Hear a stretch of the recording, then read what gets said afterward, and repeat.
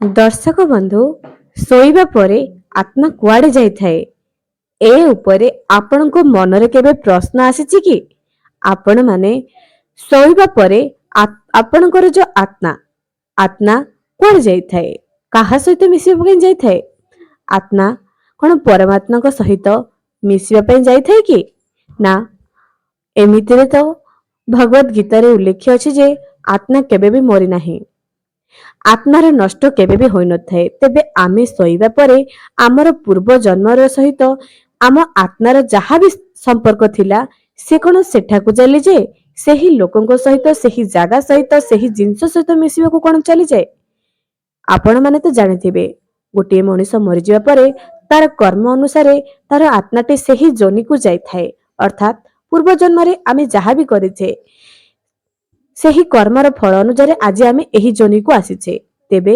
ଆମେ ଶୋଇଯିବା ପରେ ଆମର ଆତ୍ମା କଣ ସେହି ପୂର୍ବ ଜନ୍ମ ସହିତ ବା ପୂର୍ବ ଜାଗା ସହିତ ଚାଲିଯାଏ କି କୁଆଡେ ଯାଇଥାଏ ଏହି ଉପରେ କେବେ ଆପଣଙ୍କ ମନରେ ପ୍ରଶ୍ନ ଆସିଛି କି ଯଦି ସେଇଆ ସତ ତେବେ ଆପଣ ମାନେ କେବେ ସ୍ୱପ୍ନ ଦେଖିଛନ୍ତି କି କେବେ ଆପଣଙ୍କ ମାନେ ଏମିତି କିଛି ସ୍ୱପ୍ନ ଦେଖିଥିବେ ଯେଉଁ ଜାଗା ଯେଉଁ ମଣିଷକୁ ଆପଣ କେବେ ବି ଦେଖିନଥିବେ କିମ୍ବା ଆପଣ ସ୍ୱପ୍ନରେ କେବେ ଭଗବାନଙ୍କୁ ଦେଖିଛନ୍ତି କି ଅର୍ଥାତ୍ ଆପଣଙ୍କର ଆତ୍ମା ସ୍ୱପ୍ନରେ ଭଗବାନଙ୍କୁ ମିଶୁଛି ଏହା କେତେ ଦୂର ସତ୍ୟ ଯଦି ଆପଣଙ୍କର ସ୍ୱପ୍ନରେ ଆପଣ ନିଜ ପ୍ରିୟଜନଙ୍କୁ ଦେଖୁଛନ୍ତି କଣ ଆପଣଙ୍କର ଆତ୍ମା ତାଙ୍କ ସହିତ ମିଶିବା ପାଇଁ ଯାଉଛି କି ରାତିରେ ଏହା କେତେ ଦୂର ସତ୍ୟ ଚାଲନ୍ତୁ ଗରୁଡ଼ ପୁରାଣରେ ଥିବା ଏହି ସତ୍ୟତାକୁ ଆଜି ଆମେ ଜାଣିବା ତା ଆଗରୁ ମୋର ପ୍ରିୟ ଦର୍ଶକ ବନ୍ଧୁ ଯଦି ଏ ପର୍ଯ୍ୟନ୍ତ ଚ୍ୟାନେଲକୁ ସବସ୍କ୍ରାଇବ କରିନାହାନ୍ତି ନିହାତି ସବସ୍କ୍ରାଇବ କରନ୍ତୁ ପାଖରେ ଥିବା ବେଲ୍ ଆଇକନକୁ ପ୍ରେସ୍ କରି ଭିଡିଓକୁ ଗୋଟେ ଲାଇକ୍ ଟି କରିଦିଅନ୍ତୁ ଏବଂ କମେଣ୍ଟ ସେକ୍ସନରେ ଜୟ ଜଗନ୍ନାଥ ନିହାତି ଲେଖନ୍ତୁ ଦର୍ଶକ ବନ୍ଧୁ ତେବେ ଆପଣ କଣ ଧୈର୍ଯ୍ୟର ସହିତ ଏହି ଭିଡିଓକୁ ଦେଖିପାରିବେ ଭଗବତ ଗୀତାରେ ଭଗବାନ ଶ୍ରୀକୃଷ୍ଣ ଅର୍ଜୁନଙ୍କୁ କହିଛନ୍ତି ଯେ ନୈନଂ ଛିନ୍ଦନ୍ତି ଶସ୍ତ୍ରାଣି ନୈନଂ ଦହତି ପାବକଃ ନ ଚୈନଂ କ୍ଲେଦୟନ୍ତି ପୋ ନ ଶେଷୟତି ମାରୁତଃ ଅର୍ଥାତ୍ ଏହି ଆତ୍ମାକୁ ନା ଶସ୍ତ୍ର କାଟି ପାରିବ ନା ଏହାକୁ ନିଆଁରେ ଜଳାଯାଇ ପାରିବ ଏହି ଆତ୍ମା ନା ଜଳରେ ଓଦା ହେବ ନା ବାୟୁରେ ଉଡି ପାରିବ ନା ଏହି ଆତ୍ମାକୁ କେହି ନିଆଁ ଲଗାଇ କରି ଜଳାଇ ପାରିବ ଏହି ଆତ୍ମାର କେବେ ବି ନଷ୍ଟ ହୋଇନଥାଏ ଆତ୍ମା କେବେ ବି କ୍ଷୟ ହୋଇନଥାଏ କେବଳ ଶରୀର ହିଁ ମରିଥାଏ ଆତ୍ମା ତ ସଦା ସର୍ବଦା ଜୀବିତ ଥାଏ ନିଜ କର୍ମ ଅନୁସାରେ ସେ ଅଲଗା ଅଲଗା ଜନିରେ ପ୍ରବେଶ କରିଥାଏ ବୈଦିକ ମତ ଅନୁସାରେ ନିଦର ଅବସ୍ଥାକୁ ସୁସୁପ୍ତି ଅବସ୍ଥା ବୋଲି କୁହାଯାଏ ଯେତେବେଳେ ଆମେ ନିଦରେ ଶୋଇଯାଉଥାଉ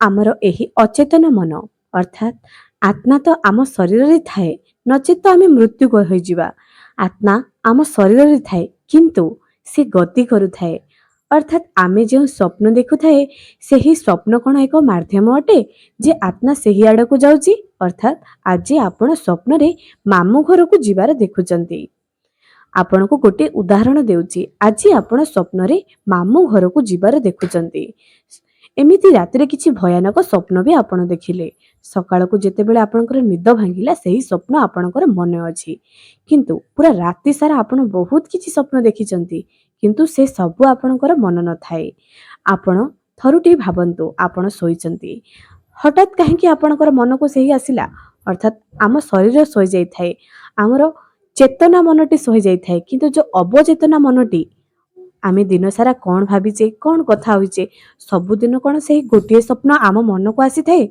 ଆମେ ଭାବିଥାଉ ଯେ ଆଜି ଆମେ ଏହି ଜିନିଷ ଉପରେ ବେଶୀ ଆଲୋଚନା କରିଛେ ସେଥିପାଇଁ ସ୍ୱପ୍ନରେ ଆମେ ଏହା ଦେଖିଛେ କିନ୍ତୁ ସବୁବେଳେ ସେମିତି ହୋଇନଥାଏ ଏହା ଆପଣମାନେ ମଧ୍ୟ ଜାଣିଛନ୍ତି ତେବେ ଆଜି ଆପଣ ରାତିରେ ଶୋଇଯାଉଛନ୍ତି ସ୍ୱପ୍ନରେ ଆପଣଙ୍କର ଆତ୍ମା ଯୁଆଡେ ଯାଉଥାଏ ସ୍ୱପ୍ନରେ ଆପଣଙ୍କର ଆତ୍ମା ଯୁଆଡେ ଯାଉଥାଏ ତାହା ହିଁ ଆପଣଙ୍କର ସ୍ୱପ୍ନରେ ଆପଣ ସ୍ୱପ୍ନ ଦେଖିଥାନ୍ତି କିନ୍ତୁ ପ୍ରତ୍ୟେକ ଦିନ ସେମିତି ହୋଇନଥାଏ ଲୋକମାନେ ଏଇଆ ଭାବନ୍ତି ଯେ ଆମେ ଦିନ ସାରା ଯାହା ଭାବୁଛେ ତାହା ସ୍ୱପ୍ନରେ ଆସୁଛି ଏହା ପୁରାପୁରି ସମ୍ପୂର୍ଣ୍ଣ ରୂପେ ଭୁଲ ଅଟେ କିନ୍ତୁ ବେଳେବେଳେ ଆପଣଙ୍କୁ ଏଇଆ ଲାଗେ ଆଜି ଆପଣ ସ୍ୱପ୍ନରେ ମନ୍ଦିର କଥା ଭାବିଛନ୍ତି ମନ୍ଦିର ଦେଖିଦେଲେ କିନ୍ତୁ ପ୍ରତ୍ୟେକ ଦିନ କଣ ଆପଣ ମନ୍ଦିର ଯାଆନ୍ତି ବୋଲି ଭଗବାନଙ୍କୁ ସ୍ୱପ୍ନରେ ଦେଖନ୍ତି ନିଦ ଅବସ୍ଥାରେ ଆମର ଆତ୍ମା ସୂକ୍ଷ୍ମ ଅବସ୍ଥାରେ ପ୍ରତି ଆଡେ ଯାଇପାରିଥାଏ प्रति लोकକୁ ବି ଯାଇପାରିଥାଏ। ଆମର ଆତ୍ମା କେତେ ଆଡ଼େ ଯେ ବୁଲିକରି ଆସିଥାଏ ତାହା ଆମେ ଜାଣିପାରି ନଥାଉ।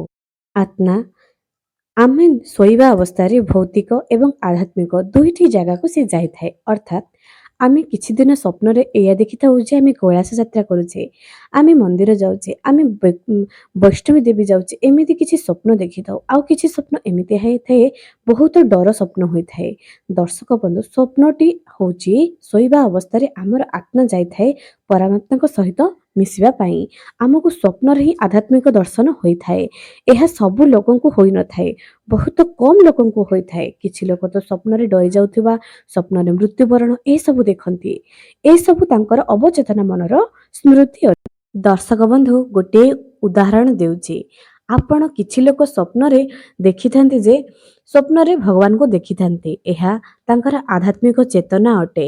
ସ୍ୱପ୍ନରେ ସେ ପରମାତ୍ମାଙ୍କ ଦର୍ଶନ କରିପାରୁଛନ୍ତି। ଏହା ଏକ ଭାଗ୍ୟବାନ ଏବଂ ସୌଭାଗ୍ୟର କଥା। ଏବେ ଆଉ ଗୋଟିଏ କଥା, କିଛି ଲୋକ ସ୍ୱପ୍ନରେ ଏଇଆ ଦେଖିଥାନ୍ତି ଯେ ତାଙ୍କର ନିଜର ପ୍ରିୟଜନଙ୍କର ଦେହ ଖରାପ ହୋଇଛି ଏବଂ ତା ପରଦିନ ହିଁ ସେ ଶୁଣିବାକୁ ପାଇଥାନ୍ତି ଯେ ସତକୁ ସତ ତାଙ୍କ ଦେହ ଖରାପ ହୋଇଛି, କିମ୍ବା 2-3 ଦିନ ପରେ ସେମିତି ସ୍ୱପ୍ନ ତାଙ୍କ ସାମ୍ନାକୁ ଆସିଥାଏ, ସତଟି ହୋଇଯାଏ। ସେ ଭାବନ୍ତି ମୋ ସ୍ୱପ୍ନ ସତ ହୋଇଗଲା। ଆପଣମାନେ ନିଜ ଛାତିରେ ହାତ ରଖି କୁହନ୍ତୁ, କ'ଣ ଆପଣମାନେ ଏମିତି ସ୍ୱପ୍ନ ଦେଖିନାହାନ୍ତି କିମ୍ବା ଲୋକଙ୍କ ଠାରୁ ଶୁଣି ନାହାନ୍ତି? ସେ ଗୋଟିଏ ସ୍ୱପ୍ନ ଦେଖିଥିବେ ଏବଂ ତାହା 2-3 ଦିନ ପରେ ସତ ହୋଇଯାଇଥାଏ, କିମ୍ବା 4-5 ମାସ ପରେ ସତ ହୋଇଯାଇଥାଏ। କାରଣ ଯେତେବେଳେ ଆମେ ଶୋଇଯାଇଥାଉ ଆମର ଆତ୍ମା ସେହି ଜାଗାକୁ ଯାଇଥାଏ। ସେ ସବୁ ଅନୁଧ୍ୟାନ କରିଥାଏ, ତାକୁ ସବୁ ଜଣାଥାଏ ଏବଂ ସେହି ଜିନିଷ ଆମ ସ୍ୱପ୍ନରେ ଆସିଥାଏ। କିଛି ଦିନ ପରେ ତାହା ସତ ହୋଇଯାଇଥାଏ। ଆଜ୍ଞା ହଁ ଦର୍ଶକ ବନ୍ଧୁ, ଥରୁଟିଏ ଏହି କଥାକୁ ଆପଣମାନେ ବି ଗଭୀର ଭାବରେ ଅନୁଧ୍ୟାନ କରନ୍ତୁ, ଆପଣମାନେ ବି ବୁଝିପାରିବେ। ଦର୍ଶକ ବନ୍ଧୁ, ଦେଖିବାକୁ ଗଲେ ଏମିତି କିଛି ସ୍ୱପ୍ନ ଏଇଆ ବି ଥାଏ, ଆମେ ଯଦି ଦୈନନ୍ଦିନ ଜୀବନରେ ବହୁତ କ୍ଳାନ୍ତି ଅନୁଭବ କରିଥିବା, କିମ୍ବା ଗୋଟିଏ ଜିନିଷ ଭାରି ମନେ ପଡ଼ୁଥିବ, କିମ୍ବା ଆପଣ ଚିନ୍ତାରେ ଥିବେ, ଡିପ୍ରେସନରେ ଥିବେ, ସେହି ଜିନିଷ ଆପଣଙ୍କ ସ୍ୱପ୍ନରେ ଆସିଯାଏ। ଏହା ଏକ ସତ୍ୟତା ଅଟେ ଯେ ଆପଣ ଦିନସାରା ଯାହା ଭାବିଲେ ତାହା ସ୍ୱପ୍ନରେ ଆସିଗଲେ। କିନ୍ତୁ ବେଳେବେଳେ କିଛି ନ ଭାବିକରି ଆପଣ ସ୍ୱପ୍ନରେ ଆପଣଙ୍କୁ କିଛି ଦେଖିଦିଅନ୍ତି। ଆପଣଙ୍କୁ ଅଚାନକ ଲାଗେ ଯେ ଆଜି ମୁଁ ଏହା ସ୍ୱପ୍ନରେ କାହିଁକି ଦେଖିଲି। ଅର୍ଥାତ୍ ଆପଣଙ୍କର ଆତ୍ମା ସୂକ୍ଷ୍ମ ରୂପରେ ସେହି ଜାଗାକୁ ଯାଇଥାଏ। ସେହି ଜାଗାକୁ ଆପଣ ଦେଖିପାରନ୍ତି ସୂକ୍ଷ୍ମ ରୂପରେ। ମୃତ୍ୟୁର ଆଉ ଗୋଟିଏ ରୂପ ହେଉଛି ଶୋଇଥିବା ଅବସ୍ଥା। କାରଣ ଶୋଇଥିବା ଅବସ୍ଥାରେ ଆମେ ଜାଣିବି ନଥାଉ ଯେ କ'ଣ ହୋଇଥାଏ। ଅତି ନିଘୋଡ଼ ନିଦ ଆମକୁ ଲାଗିଥାଏ ଏବଂ ଆମ ଆତ୍ମା ସୂକ୍ଷ୍ମ ଭାବରେ ଅଲଗା ଲୋକକୁ ଯାଇଥାଏ, ଦେଖିକରି ଆସିଥାଏ। ତାର ଯାତ୍ରା ସଦାସର୍ବଦା ରହିଥାଏ ସୂକ୍ଷ୍ମ ରୂପରେ। ଏବେ ଦର୍ଶକ ବନ୍ଧୁ, ଆଉ ଗୋଟିଏ କଥା ବି ଆପଣମାନଙ୍କୁ କହି ରଖୁଛି। ଶୋଇଥିବା ଅବସ୍ଥାରେ ଆତ୍ମା ପରମାତ୍ମାଙ୍କ ସହିତ ନିହାତି ମିଶିଥାଏ। ଯେଉଁମାନେ ଆଧ୍ୟାତ୍ମିକ ଚେତନା କରିଥାନ୍ତି ସେମାନେ ତ ବହୁତ ଭାଗ୍ୟବାନ ଯେ ସେ ସ୍ୱପ୍ନରେ ଭଗବାନଙ୍କୁ ଦେଖୁଛନ୍ତି। ଗୋଟିଏ ଉଦାହରଣ ଦେଇ ଆପଣଙ୍କୁ କହୁଛି, ଏହି କଥା ବିଜ୍ଞାନ ମଧ୍ୟ ସତ ବୋଲି ମାନ କରେ ଯେ ହଁ, ଶୋଇଥିବା ଅବସ୍ଥାରେ ଆତ୍ମା ଯାଇଥାଏ ବୋଲି। ମନୋବିଜ୍ଞାନ ରୂପରେ ବି ଏହାକୁ ଯଥାର୍ଥ ଭାବରେ ବୈଜ୍ଞାନିକ ମତ ମଧ୍ୟ ଅଛି। ଏବଂ ଶୋଇଥିବା ଅବସ୍ଥାରେ ଗୋଟିଏ ମହିଳା ତାଙ୍କର ପୂର୍ବ ଜନ୍ମରେ ଥିବା ଗୋଟିଏ ମନ୍ଦିର ଦେଖିଥିଲେ। ସେ ବହୁତ ଖୋଜିବା ପାଇଁ ଚେଷ୍ଟା କଲେ ଯେ ସେହି ମନ୍ଦିର କୋଉଠି ଅଛି, ଯେ କି ବର୍ତ୍ତମାନ ଜୀବନରେ ସେ ସେହି ଜାଗା, ସେହି ମନ୍ଦିରକୁ କେବେ ବି ଯାଇନାହାନ୍ତି, କେବେ ଶୁଣିନାହାନ୍ତି। କିନ୍ତୁ ବାରମ୍ବାର ଯେହେତୁ ସେହି ମନ୍ଦିର ସେ ସ୍ୱପ୍ନରେ ଦେଖିଲେ, ସେହି ଜିନିଷ ବିଷୟରେ ସେ ଜାଣିବା ପାଇଁ ଚେଷ୍ଟା କଲେ ଏବଂ ସେ ମଧ୍ୟ ଏହାକୁ ମାନିବା ପାଇଁ ରାଜି ହୋଇଗଲେ ଯେ ହଁ, ଏହା ମୋର ପୂର୍ବ ଜନ୍ମର ସହିତ କିଛି ନିହାତି କିଛି ସମ୍ପର୍କ ଅଛି। ଏବେ ଦର୍ଶକ ବନ୍ଧୁ, ଶୋଇଥିବା ଅବସ୍ଥାରେ ଆତ୍ମା କୁଆଡ଼େ ଯାଇଥାଏ ତାହା ଆପଣମାନେ ମଧ୍ୟ ଭଲ ଭାବରେ ଜାଣିଲେ। ଆଶା କରୁଛି ଆପଣଙ୍କୁ ଆଜିର ଭିଡ଼ିଓଟି ନିହାତି ଭଲ ଲାଗିଥିବ। ଏହିଭଳି ଜ୍ଞାନଭିତ୍ତିକ ଭିଡ଼ିଓ ଦେଖିବା ପାଇଁ ହେଲେ ମୋ ଚ୍ୟାନେଲକୁ ଏବେ ହିଁ ସବସ୍କ୍ରାଇବ୍ କରନ୍ତୁ। ଚ୍ୟାନେଲରେ ବେଲ୍ ଆଇକନକୁ ପ୍ରେସ୍ କରି ଭିଡ଼ିଓକୁ ବହୁ ମାତ୍ରାରେ ସେୟାର କରନ୍ତୁ।